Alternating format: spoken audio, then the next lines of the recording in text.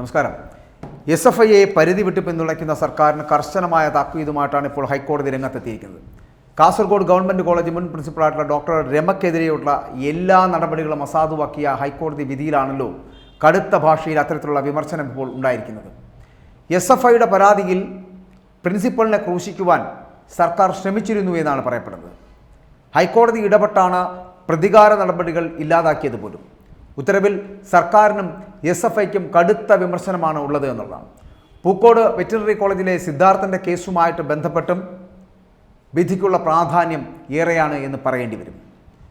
കോടതി ഉത്തരവിൽ പറയുന്നത് ഇങ്ങനെ: എല്ലാവർക്കും സ്വതന്ത്രമായി ചിന്തിക്കുവാനുള്ള അവകാശം ഭരണഘടന വിഭാവനം ചെയ്യുന്നുണ്ട്. പ്രിൻസിപ്പൽ ഡോക്ടർ രമയുടെ സാമൂഹിക കാഴ്ചപ്പാടും വിദ്യാർത്ഥികളെക്കുറിച്ചുള്ള പ്രതീക്ഷകളും കുറ്റകരമായ ഒന്നാണ് എന്ന് തോന്നുന്നില്ല എന്നുകൂടി പറയട്ടെ. സർക്കാരിൻ്റെ ബാഹ്യ ഇടപെടൽ ഈ വിഷയത്തിൽ ഉണ്ടായിട്ടുണ്ട് എന്നുള്ള കാര്യത്തിൽ സംശയമില്ല. സർക്കാർ നിലപാട് നിഷ്പക്ഷമല്ല എന്ന് പറയേണ്ടിയിരിക്കുന്നു. ഭരിക്കുന്ന പാർട്ടിയുടെ വിദ്യാർത്ഥി സംഘടനാ വിഭാഗമാണ് SFI എന്ന് പറയപ്പെടുന്നത്.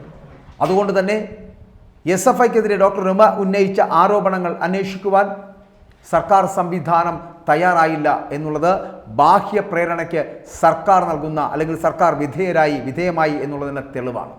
രാഷ്ട്രീയ ഭേദമന്യേ നിലപാടുകൾ കൈക്കൊള്ളുന്നില്ല എന്നുള്ളതിനുള്ള തെളിവായി കോടതി ഇതിനെ വിലയിരുത്തുകയും ചെയ്തു എന്നുള്ളതാണ്. സാമൂഹിക മാധ്യമങ്ങളിലൂടെ രമയ്ക്കെതിരെ ഉണ്ടായിട്ടുള്ള ആക്രമണങ്ങളിൽ നിന്നും രൂപപ്പെട്ട അസ്വസ്ഥതയുടെ ഭാഗമായിട്ട് ഒരു സാമൂഹ്യ മാധ്യമത്തിന് രമ നൽകിയ അഭിമുഖത്തിനെ നമുക്ക് വേണമെങ്കിൽ കാണാം. പരാതിക്കാരിയുടെ അഭിപ്രായ സ്വാതന്ത്ര്യം അത് മാനിക്കപ്പെടേണ്ടത് തന്നെയാണ്. ബാഹ്യ സമ്മർദ്ദത്തിന് വിധേയമായിട്ട് സർക്കാർ സംവിധാനം രമയ്ക്കെതിരെ ഉപയോഗിച്ചിരിക്കുന്ന എല്ലാ കാരണവും കാണിക്കൽ, ആ കാരണം കാണിക്കൽ നോട്ടീസും കോടതി അസാധുവാക്കി എന്നുള്ളതാണ്. ഡോക്ടർ രമയ്ക്കെതിരെ പരാതി ഉന്നയിച്ചിരിക്കുന്നത് അക്ഷയ് എന്ന SFIയുടെ ഒരു യൂണിറ്റ് സെക്രട്ടറിയാണ്. ഡോക്ടർ രമയെ SFI യൂണിറ്റിൻ്റെ നേതൃത്വത്തിൽ ആക്രമിച്ചതിനും തടഞ്ഞുവെച്ചതിനും ആക്ഷേപിച്ചതിനും അധിക്ഷേപിച്ചതിനുമെതിരെ കോളേജ് എഡ്യൂക്കേഷൻ വകുപ്പ് യാതൊരു തരത്തിലുള്ള നടപടിയും കൈക്കൊള്ളാത്തത് എന്തുകൊണ്ടാണ് എന്ന് ഹൈക്കോടതി വിമർശിക്കുകയും ചെയ്തു. CCTV ക്യാമറ തെളിവായി സ്വീകരിക്കണമെന്നുള്ള രമയുടെ ആവശ്യവും പരിഗണിക്കപ്പെട്ടില്ല.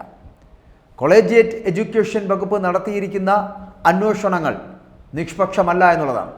ഡോക്ടർ രമയെ ഏതുവിധേനയും സമ്മർദ്ദത്തിലാക്കുക എന്ന ലക്ഷ്യമാണ് ഈ അന്വേഷണങ്ങൾക്കൊക്കെ ഉള്ളത് എന്ന് പറയേണ്ടിയിരിക്കുന്നു. ഡോക്ടർ രമയ്ക്കെതിരെ ഉണ്ടായ സാമൂഹിക മാധ്യമ ആക്രമണങ്ങളെക്കുറിച്ച് അന്വേഷണം ഉണ്ടാകാത്തത് രൂക്ഷമായ ഭാഷയിൽ കോടതി വിമർശിച്ചു എന്നുള്ളതാണ്. രമ നടത്തിയ അഭിമുഖം സ്വന്തം നടപടികൾ പ്രതിരോധിക്കുന്നതിൻ്റെ ഭാഗമായിരുന്നുവെന്ന് കോടതി വിലയിരുത്തുകയും ചെയ്തു. ഇവിടെ ഈ കൊളീജിയറ്റ് എഡ്യൂക്കേഷൻ ബാഹ്യ സമ്മർദ്ദത്തിന് വിധേയമായി അതിൻ്റെ അധികാരം അടിയറവ് വെച്ച് എന്നത് വ്യക്തമാണ് എന്ന് കോടതി ചൂണ്ടിക്കാട്ടുകയും ചെയ്യുന്നുണ്ട്. ഡോക്ടർ രമയുടെ ഭാഗം ഉൾക്കൊള്ളുവാൻ അന്വേഷണം നടത്തിയവർക്ക് കഴിഞ്ഞിട്ടില്ല എന്നുള്ള സൂചന കൂടി അതിനകത്തുണ്ട്. രാഷ്ട്രീയ പ്രേരണയോടെ കൊളീജിയറ്റ് എഡ്യൂക്കേഷനിൽ പ്രവർത്തിച്ചു എന്നത് സുവ്യക്തമാകുന്നു. രമ ഉന്നയിച്ച കാര്യങ്ങൾ പരിഗണിച്ചിരുന്നു എങ്കിൽ സത്യം പുറത്തു വരുമായിരുന്നു. ബാഹ്യ ഇടപെടലിൻ്റെ സമ്മർദ്ദത്താൽ സ്വതന്ത്രമായി അന്വേഷണം നടന്നില്ല എന്നുള്ളതാണ് വസ്തുത.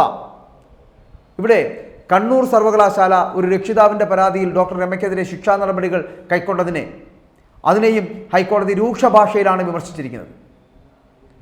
ഡോക്ടർ രമയ്ക്കെതിരെ യാതൊരുവിധ തെളിവുകളും കണ്ടെത്തുവാൻ സർവകലാശാല സിൻഡിക്കേറ്റിന് കഴിഞ്ഞിട്ടില്ല, അല്ലെങ്കിൽ സിൻഡിക്കേറ്റിന് കഴിയാത്ത സാഹചര്യത്തിലും PTA നിർദ്ദേശപ്രകാരം ഡോക്ടർ രമ പ്രവർത്തിച്ചു എന്നുള്ള സാഹചര്യത്തിലും പ്രസ്തുത നടപടിയും രാഷ്ട്രീയ പ്രേരിതമാണ് എന്ന് ബോധ്യപ്പെട്ടുവെന്ന് കോടതി തന്നെ വിലയിരുത്തുകയാണ്. വിരമിക്കുന്നതിൻ്റെ തൊട്ടുമുമ്പ് ഡോക്ടർ രമയ്ക്കെതിരെ നടപടിയെടുക്കുന്നതിൽ നിന്നും വ്യക്തമാകുന്നത് എന്താണ്? ഡോക്ടർ രമയെ മാനസികമായി പീഡിപ്പിക്കുവാനുള്ള ശ്രമം ബാഹ്യ പ്രേരണയാൽ സർക്കാർ സംവിധാനത്തിനുണ്ട് എന്നാണ്.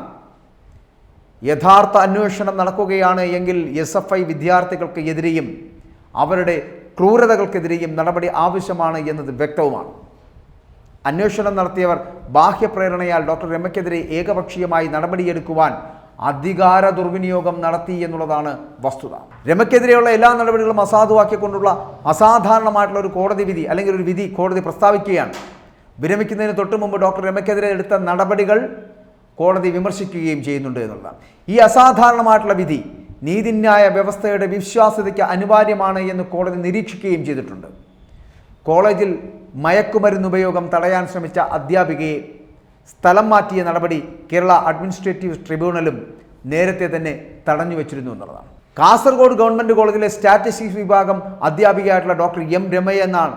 ആ രമയെയാണ് Kozhikode Koduvally government arts and science കോളേജിലേക്ക് മാറ്റിയത്. കോളേജിലെത്തിയ അധ്യാപികയെ ഹാജർ രേഖപ്പെടുത്തുവാൻ പ്രിൻസിപ്പൽ അനുവദിച്ചില്ല എന്നുള്ളതും പറയപ്പെടുന്നു. വിദ്യാർത്ഥി സംഘടനയുടെ സമ്മർദ്ദത്തെ തുടർന്നാണ് അധ്യാപികയെ സ്ഥലം മാറ്റിയത് എന്നും വിദ്യാർത്ഥികളെ അപമാനിക്കുന്ന രീതിയിൽ പൊതുവേദിയിൽ അഭിപ്രായ പ്രകടനങ്ങൾ നടത്തി ചട്ടങ്ങൾക്ക് വിരുദ്ധമായി പ്രവർത്തിച്ചതായി ബോധ്യപ്പെട്ടതിൻ്റെ അടിസ്ഥാനത്തിലാണ് സ്ഥലം മാറ്റം എന്നുമാണ് ഉത്തരവിലുള്ളത് എന്നാണ് പറയപ്പെടുന്നത്. വിദ്യാർത്ഥികൾക്കിടയിൽ മയക്കുമരുന്ന് ഉപയോഗം ഉണ്ടാകുന്നുണ്ട്. മയക്കുമരുന്ന് ഉപയോഗവും കച്ചവടവും ഒക്കെ വ്യാപകമാകുന്നത് തടയാൻ രക്ഷകർതൃ സമിതിയുടെ യോഗം വിളിച്ച് പരിഹരിക്കുവാൻ ശ്രമിച്ചതും സദാചാര വിരുദ്ധ പ്രവർത്തനങ്ങളെക്കുറിച്ച് പരാതി വന്നപ്പോൾ രക്ഷകർത്താക്കളെ അറിയിച്ചതും വിദ്യാർത്ഥി സംഘടനയുടെ അപ്രീതിക്ക് പാത്രമായി അല്ലെങ്കിൽ ഇടയാക്കിയതിനാലാണ് രമയ്ക്ക് സ്ഥലമാറ്റമുണ്ടായത് എന്നുള്ള പരാതി കൂടിയുണ്ട് എന്നുള്ളതാണ്. SFIക്ക് വേണ്ടിയിട്ട് ഇങ്ങനെ പരിധി വിട്ട് പിന്തുണയ്ക്കുന്നത് എന്തിനാണ് സർക്കാർ? ഡോക്ടർ രമയ്ക്ക് ലഭിക്കേണ്ട നീതി ലഭിക്കുക തന്നെ വേണമെന്നുള്ള ഹൈക്കോടതിയുടെ ഇടപെടലിലൂടെയെങ്കിലും ഡോക്ടർ രമയ്ക്ക് നീതി ലഭിക്കട്ടെ. SFIയെ പോലുള്ള ഈ സംഘടനാ നേതാക്കളെ, SFIയുടെ സംഘടനാ നേതാക്കളെ, അക്രമകാരികളായിട്ടുള്ളവരെ പടിക്ക് പുറത്താക്കൂ, ജയിലിലടയ്ക്കൂ. അത് ചെയ്യാനുള്ള കരുത്ത് ഈ CPM എന്ന് പറയപ്പെടുന്ന പാർട്ടിക്കുണ്ടോ? ആ പാർട്ടി നയിക്കുന്ന ഈ സർക്കാരിനുണ്ടോ?